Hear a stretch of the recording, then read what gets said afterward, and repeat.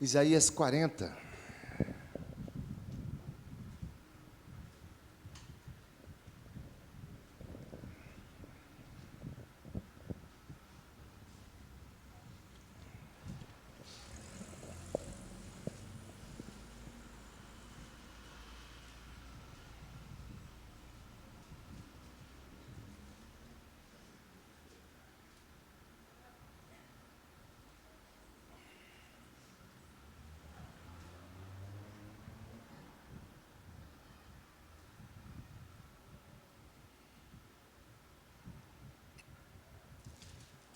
Vou ler o capítulo inteiro. Assim diz a palavra do Senhor: Consolai, consolai o meu povo, diz o vosso Deus. Falai ao coração de Jerusalém, bradai-lhe que já é findo o tempo da sua milícia, que a sua iniquidade está perdoada, e que já recebeu em dobro das mãos do Senhor por todos os seus pecados. Voz do que clama no deserto, preparai o caminho do Senhor, endireitai no ermo vereda ao nosso Deus. Todo vale será aterrado e nivelados, todos os montes e outeiros. O que é tortuoso será retificado, e os lugares escabrosos aplanados. A glória do Senhor se manifestará, e toda a carne haverá, pois a boca do Senhor o disse. Uma voz diz, clama, e alguém pergunta, que hei de clamar? Toda a carne é erva, e toda a sua glória como a flor da erva. Seca-se a erva, e caem as flores, soprando nelas o hálito do Senhor. Na verdade, o povo é erva. Seca-se a erva e cai a sua flor, mas a palavra do nosso Deus permanece eternamente. Tu, ó Sião, que anuncias boas novas, sobe a um monte alto. Tu, que anunciais boas novas a Jerusalém, ergue a tua voz fortemente, levanta, não temas, e dize às cidades de Judá, eis, aí está o vosso Deus. Eis que o Senhor Deus virá com poder, e o seu braço dominará. Eis que o seu galardão está com ele, e diante dele a sua recompensa. Como o pastor apacentará o seu rebanho, entre os seus braços recolherá os cordeirinhos, e os levará no seio. As que amamentam, ele guiará mansamente. Quem, na concha de sua mão, mediu as águas, e tomou medida dos céus a palmos? Quem recolheu na terça parte de Éfa o pó da terra, e pesou os montes em romana, e os outeiros em balança de precisão? Quem guiou o Espírito do Senhor? Ou como o seu conselheiro o ensinou? Com quem tomou ele conselho para que lhe desse compreensão? Quem o instruiu na vereda do juízo, e lhe ensinou sabedoria, e lhe mostrou o caminho do entendimento? Eis que as nações são consideradas por ele como um pingo que cai num balde, e como um grão de pó na balança. As ilhas são como pó fino que se levanta. Nem todo o Líbano basta para queimar, nem os seus animais para um holocausto. Todas as nações são perante ele como coisa que não é nada.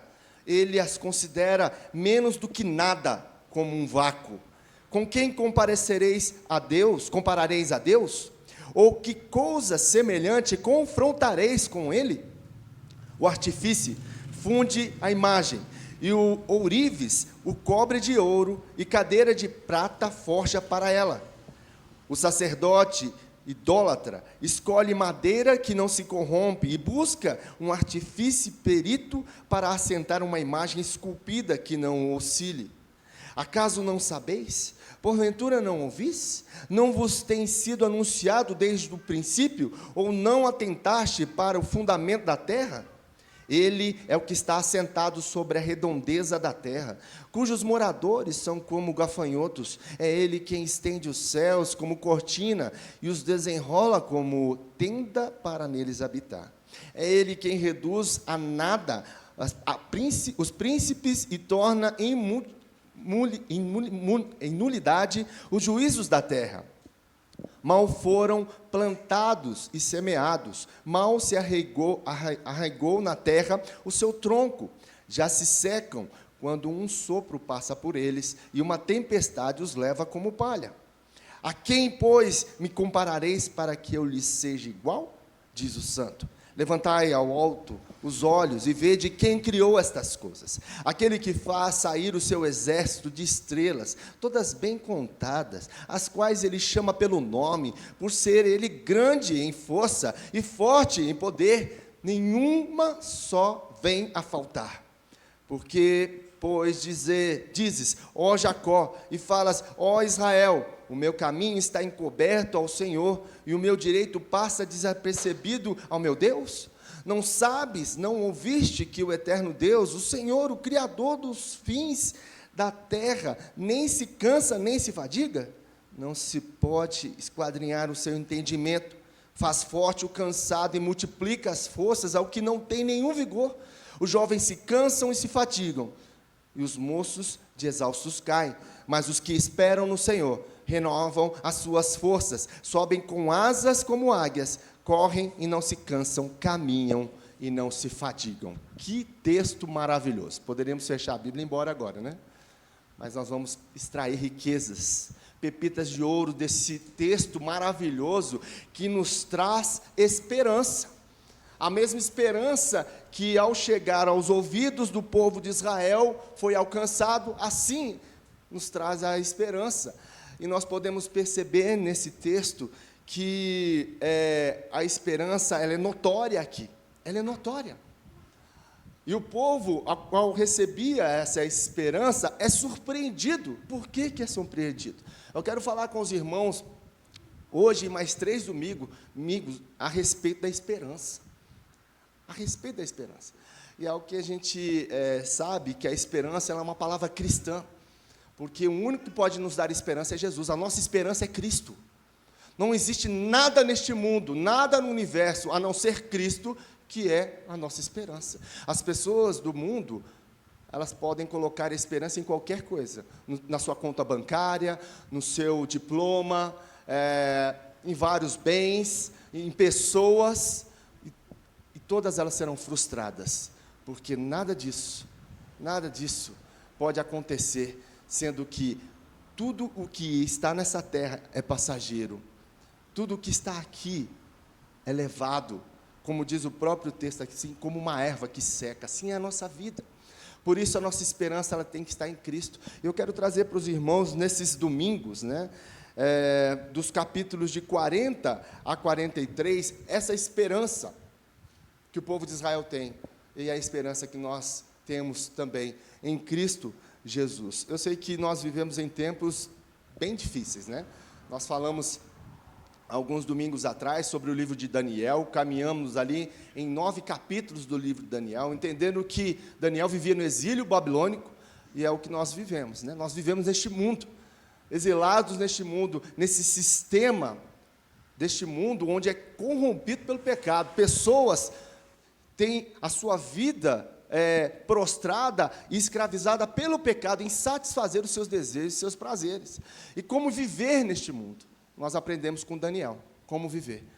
E aqui, meus irmãos, neste contexto, para nós entendermos o que estava acontecendo, é uma retomada aqui do que aconteceu com Daniel.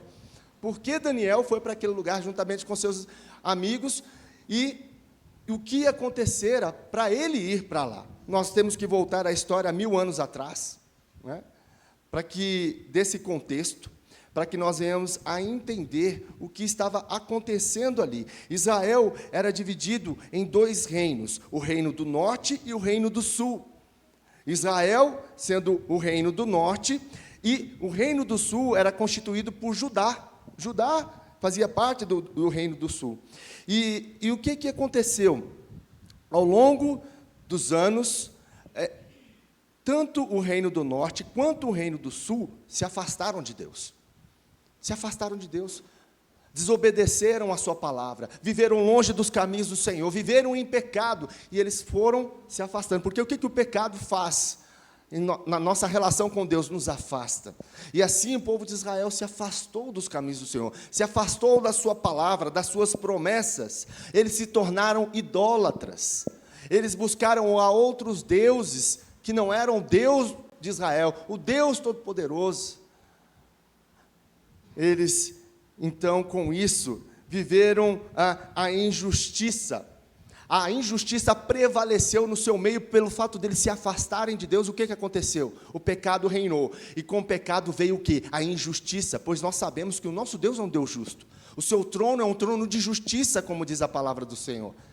E pelo fato do povo de Israel se afastar do trono do Deus Todo-Poderoso, da sua justiça, o que aconteceu? A injustiça prevaleceu. Então, com isso, houve injustiça no meio do povo de Israel. E com isso, o nosso Deus foi envergonhado pelo pecado do povo. Deus foi envergonhado, porque Deus levantou a nação de Israel para ser um espelho ao mundo, para ser uma nação onde era dominada pelo Deus Todo-Poderoso, e assim os princípios e valores da Torá, da lei do Senhor, eram vividas por este povo, e as nações viam, todas as nações circunvizinhas, viam o Deus Todo-Poderoso que agia pelo meio do povo. Mas quando o povo estava em pecado, quando o povo se afasta de Deus, envergonha o nome de Deus. Envergonha o nome de Deus. E aí, com isso, o que acontece? Deus dá um basta. Espera aí, meu nome não vai ser envergonhado. Eu levantei a nação de Israel, eu levantei vocês, e vocês têm envergonhado o meu nome, porque vocês têm vivido na idolatria, vocês têm vivido em pecado, longe de mim. E por isso, eu vou dar um basta aqui, e eu colocarei um ponto nessa história, para que vocês reconheçam quem eu sou, o Deus que eu sou. A disciplina virá sobre vocês. E nós vemos em todo o contexto bíblico, em toda a Bíblia, quando o povo se afastava de Deus, o que vinha sobre o povo? A mão de Deus. A misericórdia reinava, né? Deus estendia a sua misericórdia sobre o povo, mas chegava uma hora que Deus dizia: basta, acabou. Vocês querem viver no pecado? Então a minha mão pesará sobre vocês. A minha mão vai pesar sobre a nação de Israel, por viverem longe de mim, por envergonharem o meu nome diante das nações.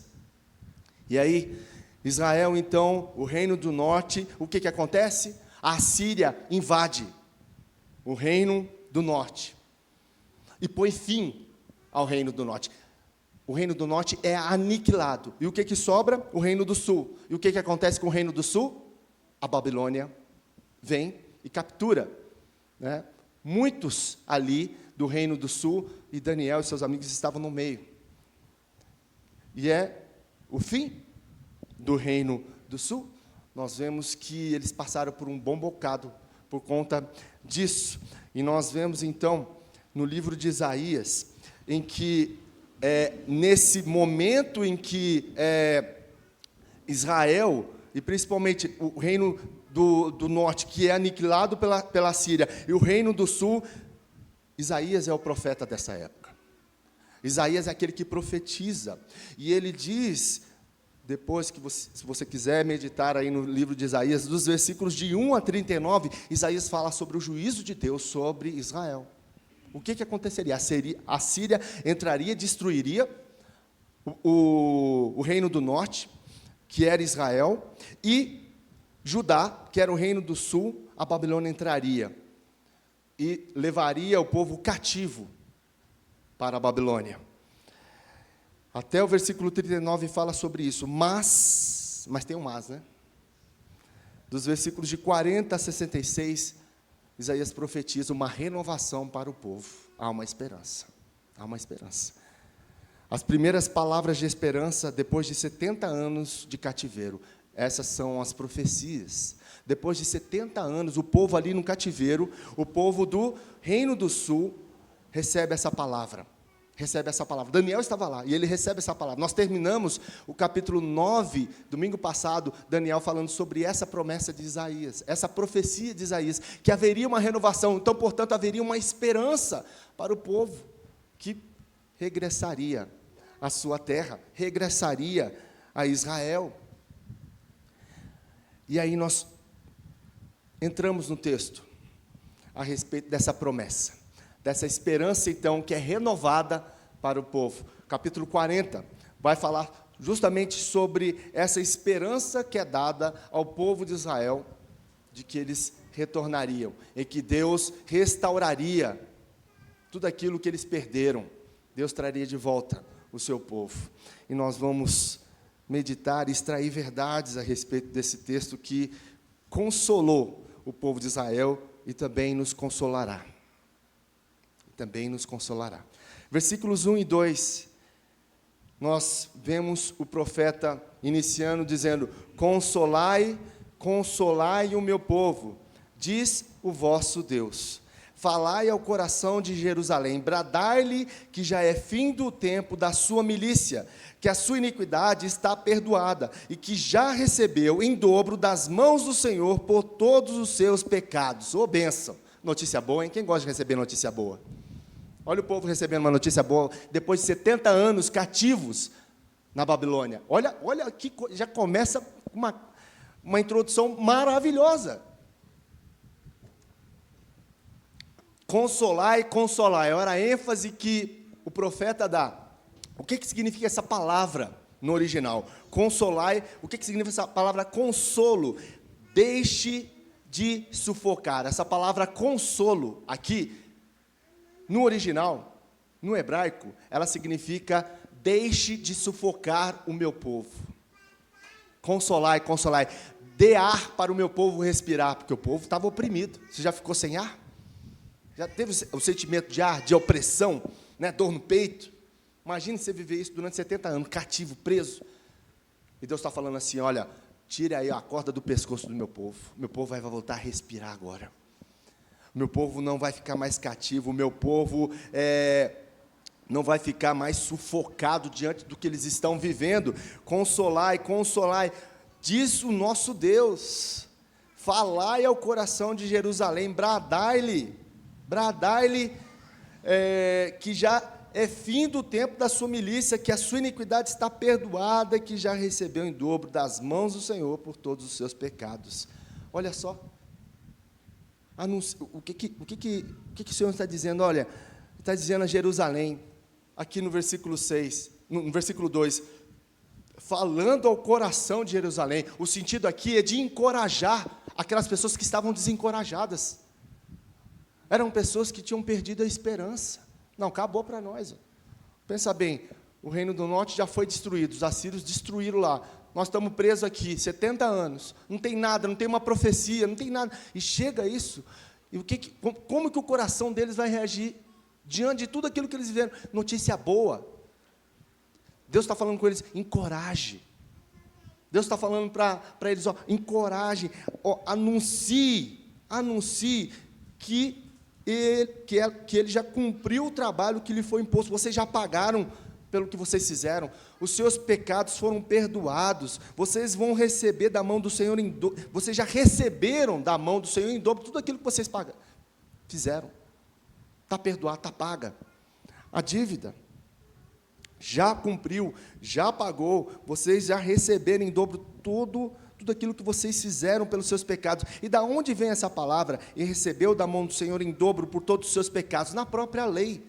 Lá em Êxodo, capítulo 22, versículos 4 e 7, diz assim: se o que foi roubado por encontrado vivo em seu poder, seja boi, seja jumenta, seja ovelha, ele deverá restituir em dobro. Em dobro. Se alguém entregar ao seu próximo prata ou bens para serem guardados, e estes forem roubados da casa deste, o ladrão, se for encontrado, terá que restituí-los em dobro. Isso estava na lei. Olha que interessante, a palavra de Deus, ela não se contradiz. E olha, o pecado que o povo fez, pagou em dobro. A mão de Deus pesou em dobro pelo que eles fizeram. Então essa palavra aí, o que recebeu da mão do Senhor em dobro por todos os seus pecados, foi o que vocês fizeram. Está na lei, e vocês pagaram por isso. Vocês pagaram por isso. Deus perdoa pecados? Perdoa, mas a consequência Deus não tira, né? Nós temos que entender que a disciplina de Deus, meus irmãos, ela é boa para nós. E eu já falei algumas vezes aqui a respeito da disciplina de Deus, e ela é uma das possíveis fontes de sofrimento que passamos. A disciplina de Deus é uma das possíveis fontes de sofrimento. Existem outras fontes de sofrimento que nós vivemos. Por exemplo, nós passamos por sofrimento porque nós vivemos num mundo instável. Por que o nosso mundo é estável? Porque ele está no pecado. Deus, ele fez o jardim no Éden, colocou o homem lá, tudo perfeito, não havia pecado. A partir do momento em que o homem pecou, o que aconteceu? Abalou as estruturas, destruiu a nossa relação com Deus, a nossa relação com o próximo, conosco e com a criação. Isso que o pecado afetou esses 4 pilares. A nossa relação com Deus, a relação com o próximo, a relação conosco e a relação com a criação. Não é isso que acontece com o ser humano hoje em dia? Então, nós vivemos neste mundo que é instável. É uma notícia que você pode chegar amanhã e ter um diagnóstico de um telefonema, de algo que você pega na sua mão, em que você pode ter a notícia do médico: olha, você está com câncer. Não, mas eu sou filho de Deus, como que eu posso passar por isso? Por que nós passamos por isso? Porque nós vivemos num mundo instável. Nós vivemos num mundo em pecado, quebrado.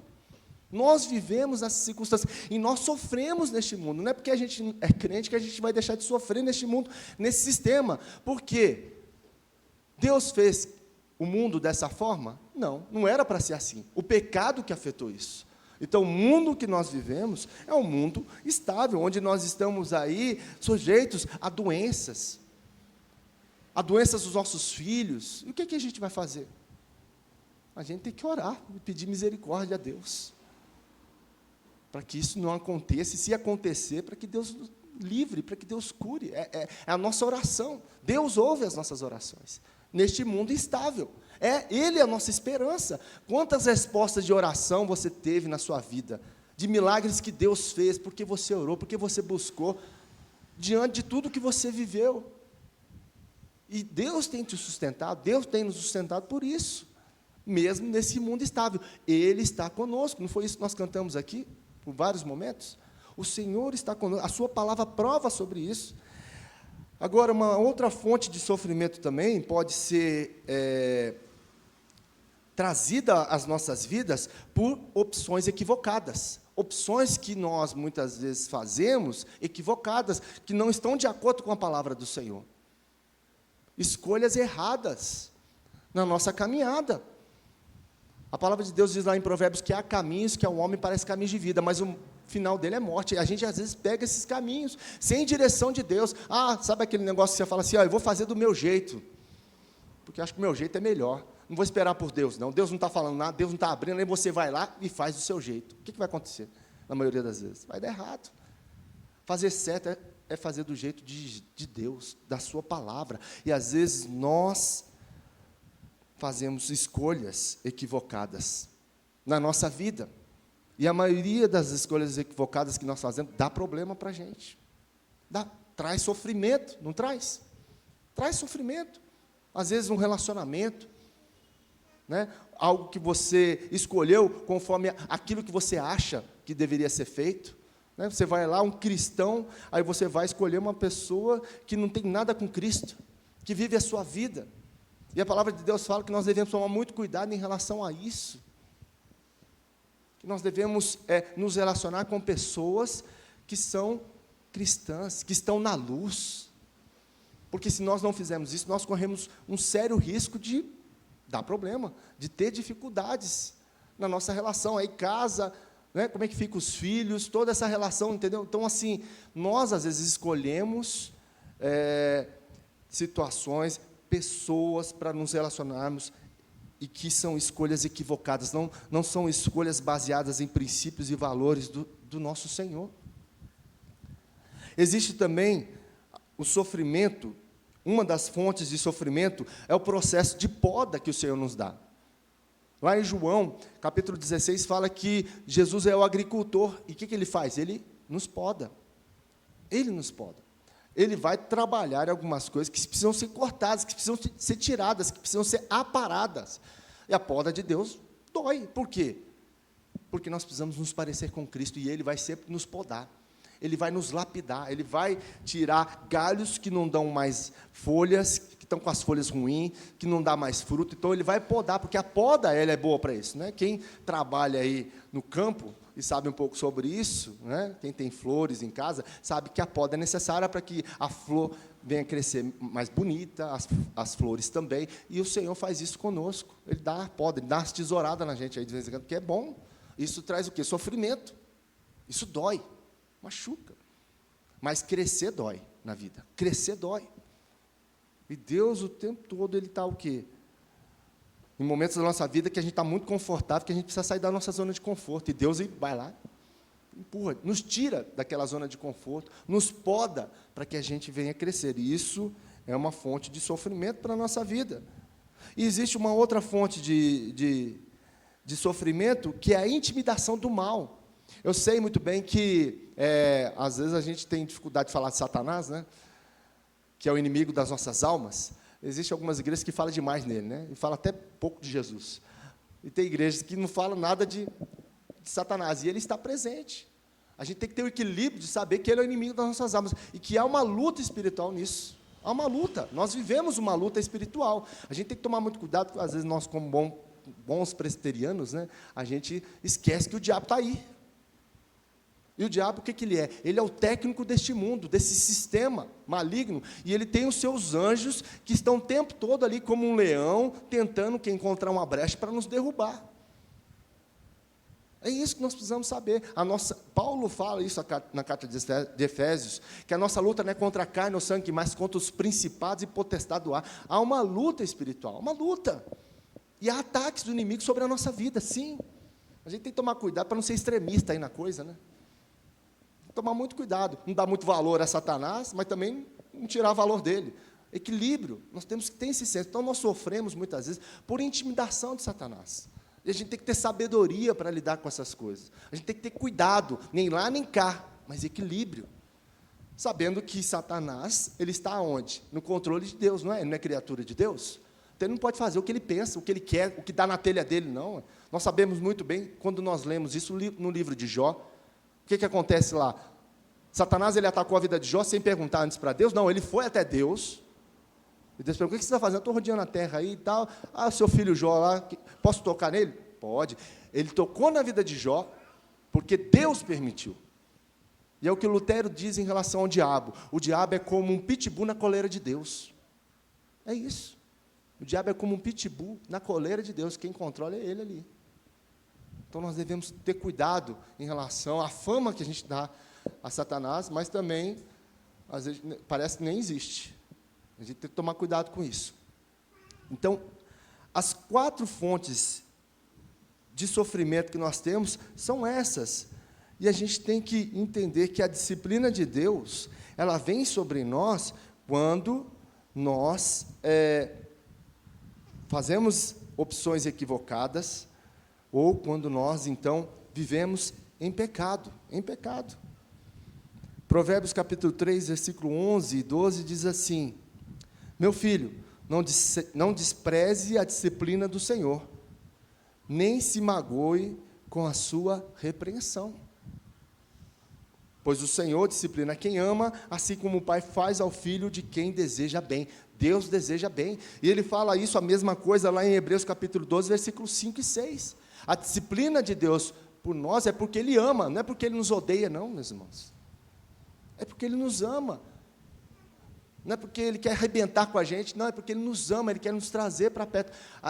A disciplina de Deus para conosco é feita em amor, não é na ira. Muitas vezes nós disciplinamos os nossos filhos na ira, né? Mas Deus não disciplina os seus filhos na ira. Disciplina em amor.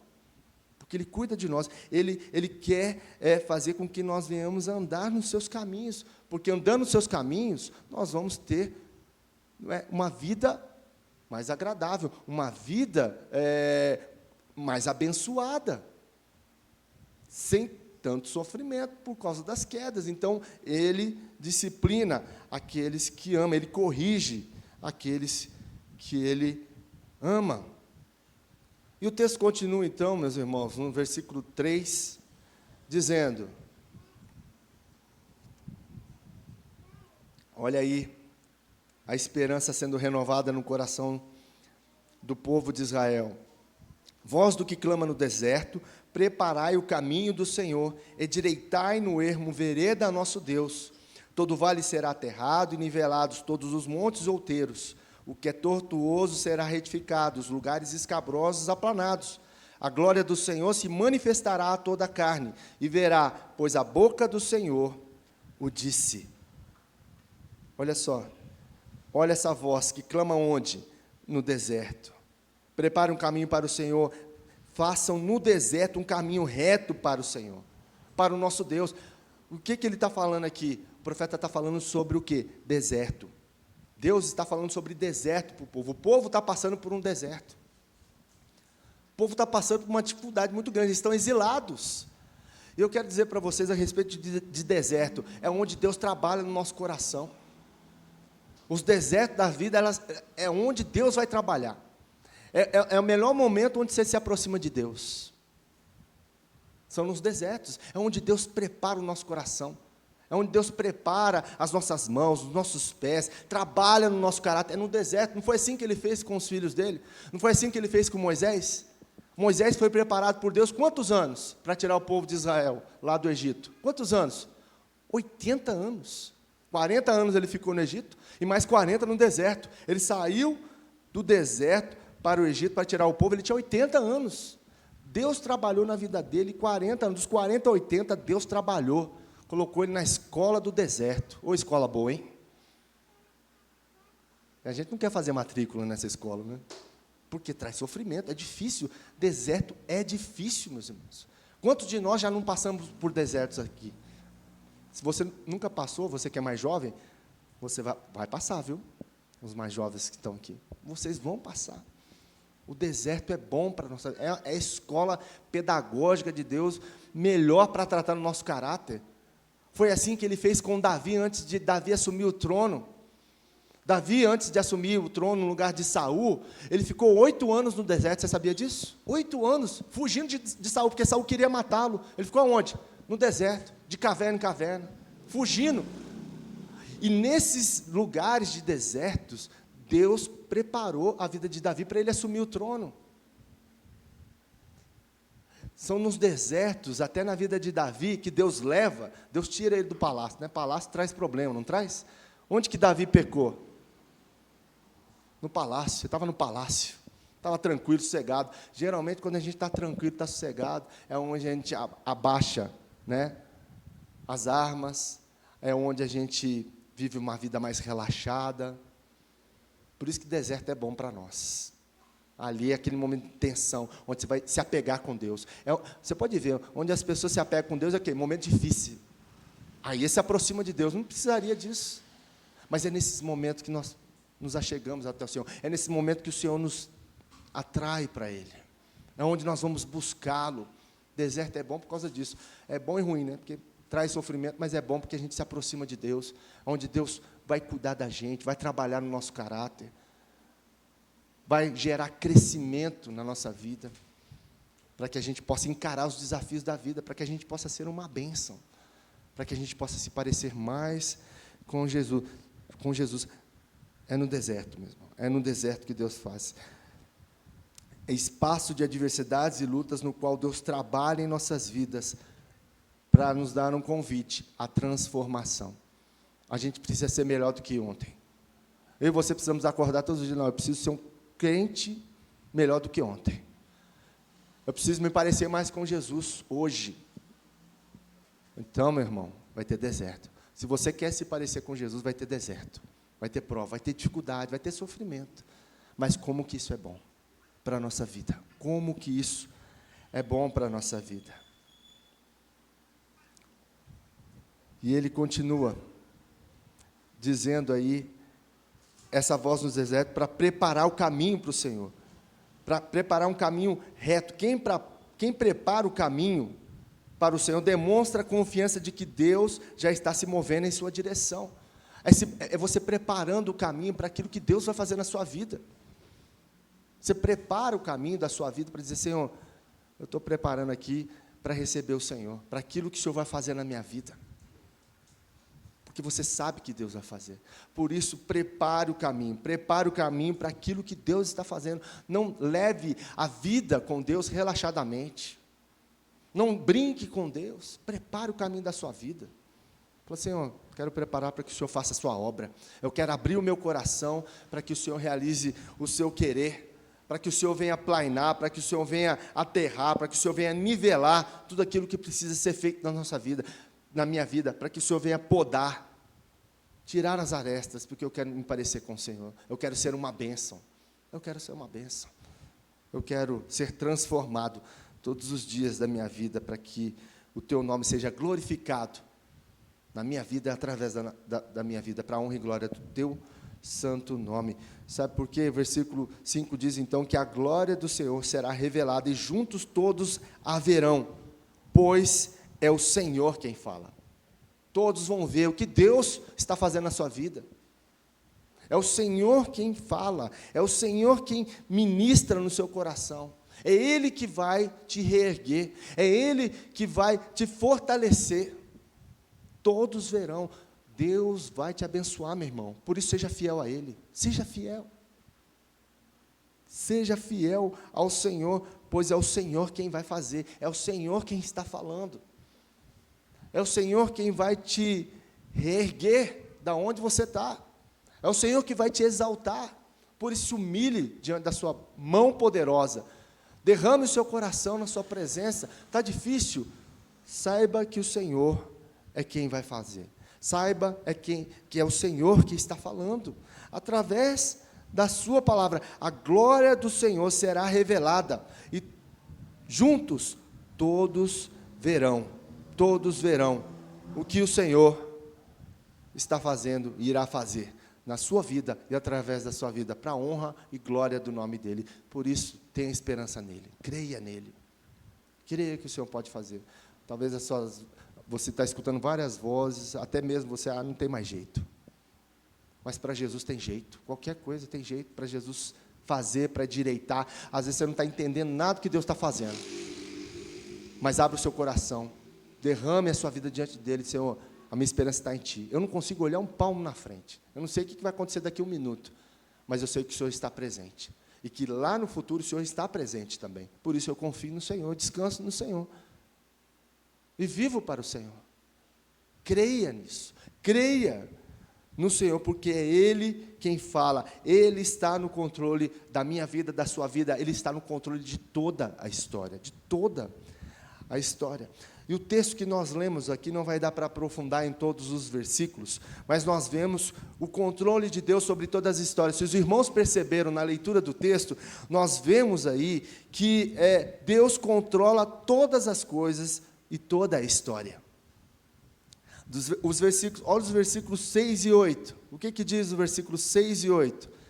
Uma voz diz, clama, e alguém pergunta, que hei de clamar? Toda a carne é erva, e toda a sua glória é como a flor da erva. Seca-se a erva e caem as flores, soprando nelas o hálito do Senhor. Na verdade, o povo é erva. Seca-se a erva e cai a sua flor, mas a palavra do nosso Deus permanece eternamente. Essa é a palavra do Senhor. Olha o que Ele faz. Não é o homem. Quem é o homem? O homem é a erva. É isso que o texto está dizendo. O homem é a erva. Seca e vai. Essa é a nossa vida, não é isso que diz lá em Eclesiastes? Quantos são os dias como é que são os dias? Nossa, é como a erva, cresce, se desenvolve, depois ela seca e morre. Assim é a nossa vida. Quem que é o homem diante do Senhor?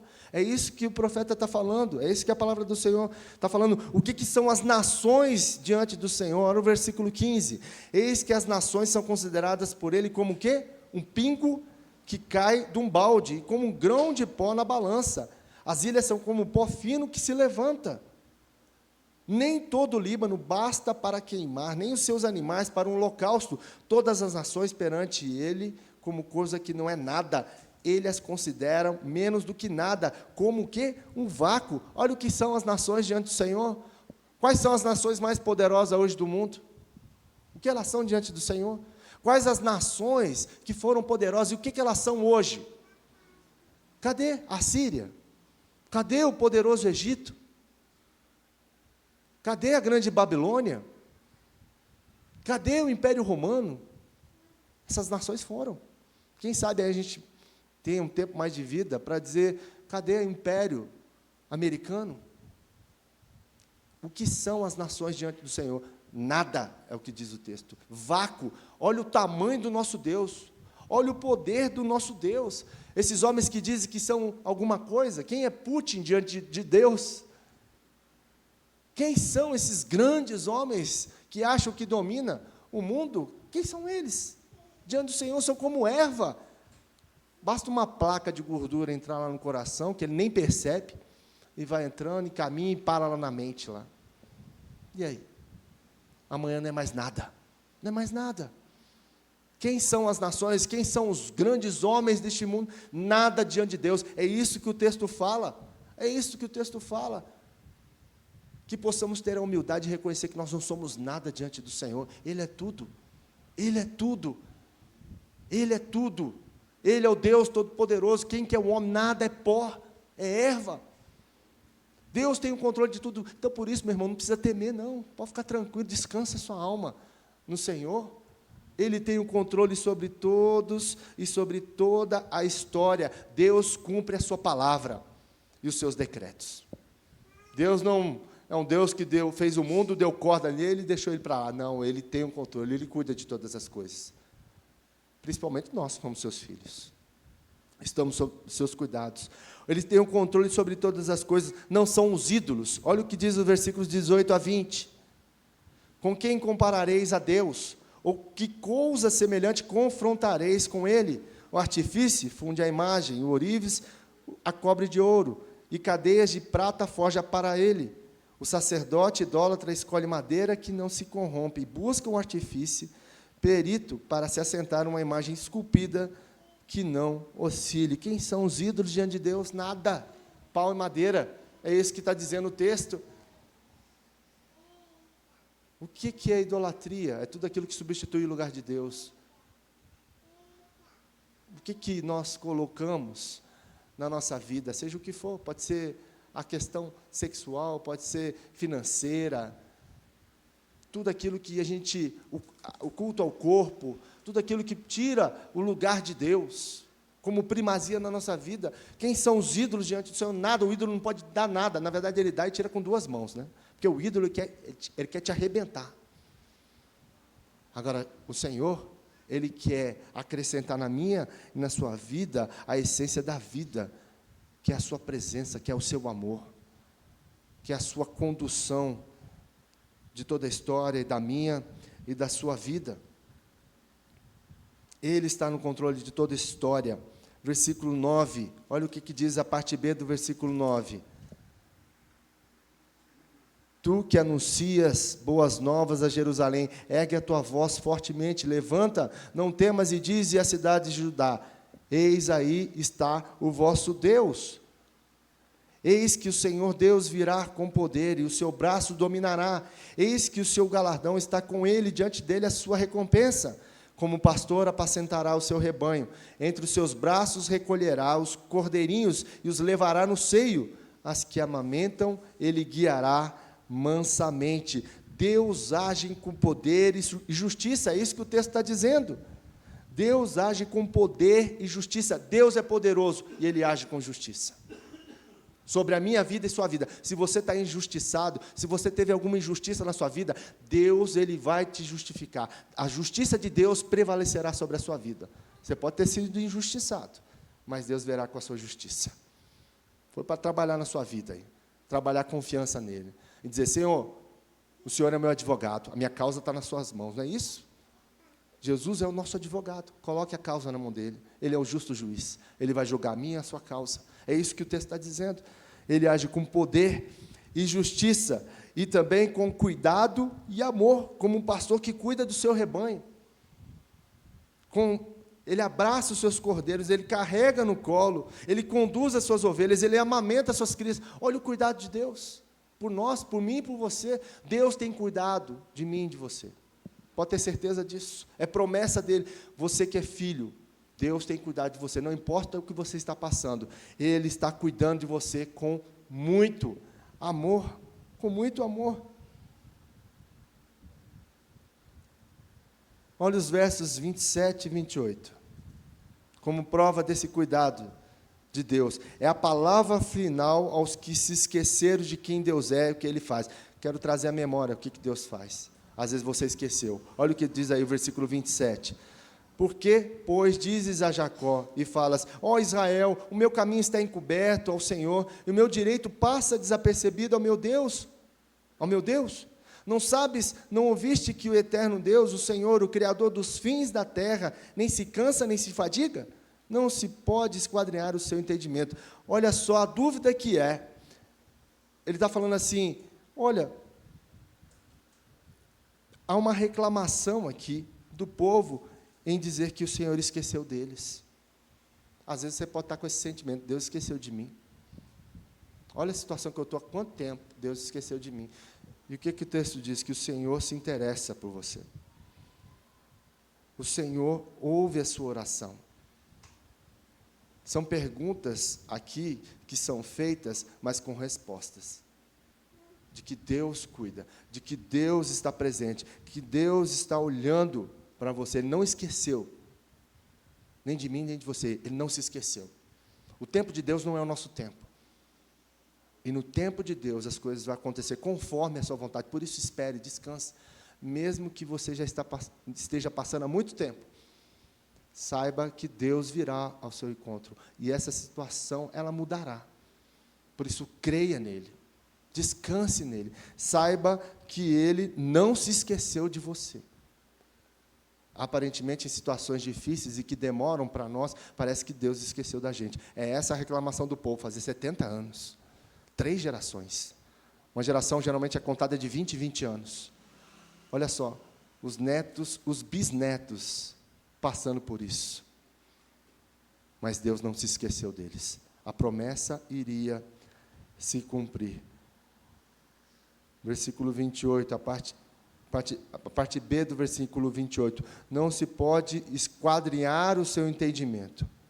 Versículo 29. Faz forte ao cansado e multiplica as forças ao que não tem nenhum vigor. Os jovens se cansam e se fadigam, e os moços de exausto caem. Mas os que esperam no Senhor renovam as suas forças, sobem com asas como águias, correm e não se cansam, caminham, não se fadigam. Olha a promessa de Deus. Olha a promessa de Deus. Creia. Creia que as suas forças estão sendo renovadas. Creia que você tem corrido e não tem se cansado. É o Senhor quem renova as nossas forças. É o Senhor quem nos dá força para continuar. Se não fosse isso, você não estava nem aqui.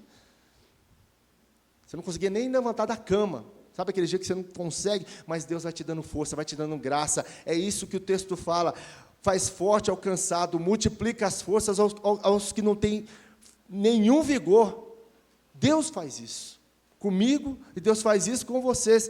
E os que esperam no Senhor vão renovar as suas forças, vão subir com asas como águias, correm e não se cansam, caminham e não se fadigam.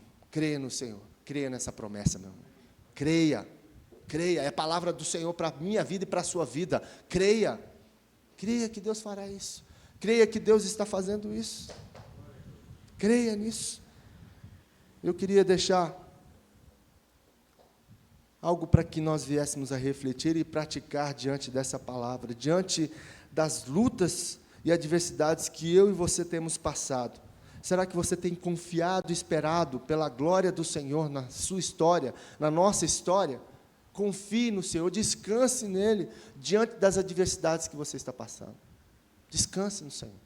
Está difícil? Está difícil. Está complicado?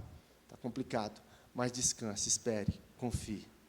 Diante das adversidades que você tem passado, confie e espere pela glória do Senhor na sua vida. E em tempos de intensa crise, em que você tem passado, coloque a sua confiança no Senhor, coloque. O versículo 31 fala justamente isso. Mas o que esperam no Senhor renovam suas forças, sobem com asas como águias, correm e não se cansam, caminham e não se fadigam. Esse é o final da promessa. Esse é o final da promessa. Por isso, espere no Senhor. Porque se você esperar no Senhor, as suas forças vão ser renovadas. Se você não esperar nele, as suas forças não vão ser renovadas. Se você esperar no Senhor, você vai voar como águias. Você vai correr, não vai ficar exausto. Por que você está exausto? Porque você não está esperando no Senhor. Porque você não está descansando nele. Você vai andar e não vai se cansar. Por que você tem andado e cansado? Por que a vida está pesada? Porque você não tem confiado, porque você não tem descansado, porque você não tem colocado o seu fardo aos pés de Jesus. A palavra do Senhor fala, né? Vocês que estão cansados e sobrecarregados, vinde a mim, e eu vos aliviarei. Porque o meu fardo é leve. O meu fardo é leve, o meu jugo é suave. Venham até mim, venha até Jesus. Você precisa derramar o seu coração na presença de Jesus? Esse é o momento. Esse é o momento. Esse é o momento de você apresentar seu coração. Feche teus olhos, derrame seu coração na presença dele agora. Talvez você está cansado, exausto, que você está carregando o teu fardo. Entrega para Jesus agora. Descansa nele, confia nele, para que ele possa renovar a sua vida. Que essa seja uma semana na presença do Senhor, que esse seja um tempo na presença do Senhor. Apresente a sua vida. O que está difícil?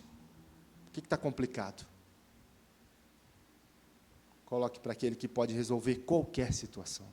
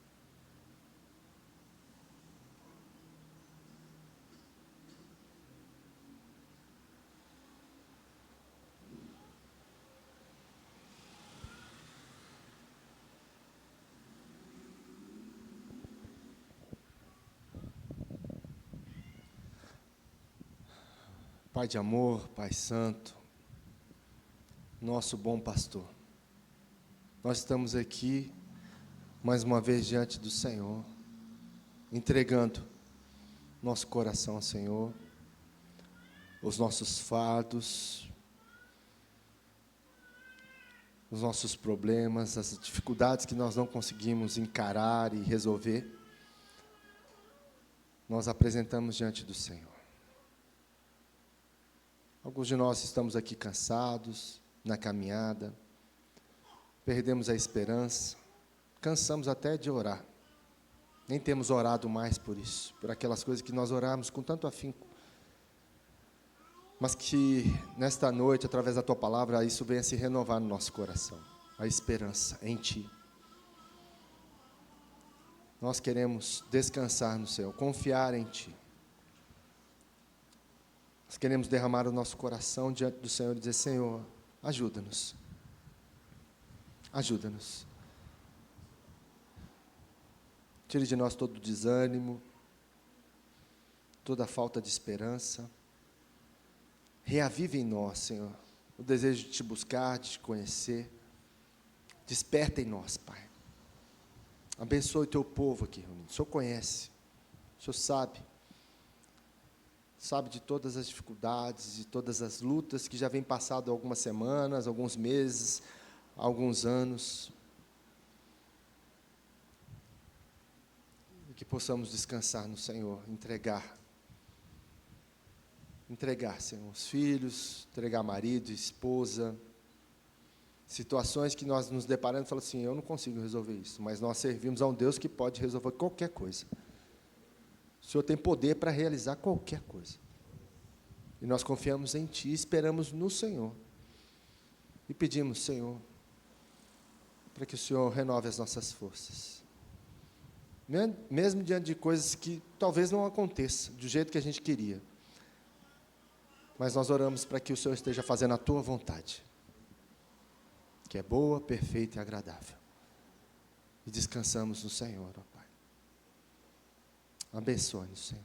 Pedimos a Tua bênção sobre nós, a Tua paz. e recebemos a tua promessa e guardamos em nosso coração.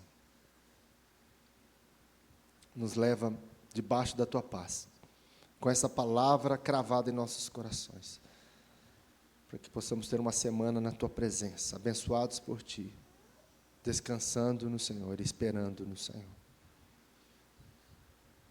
Para que assim o Senhor renove as nossas forças, para que a gente venha subir com asas como águias, e correr e não se cansar, caminhar e não se fadigar. É nessa promessa que nós confiamos e descansamos. Em nome de Jesus.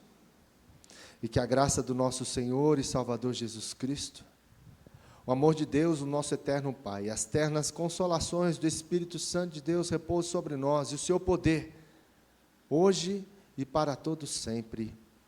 Amém.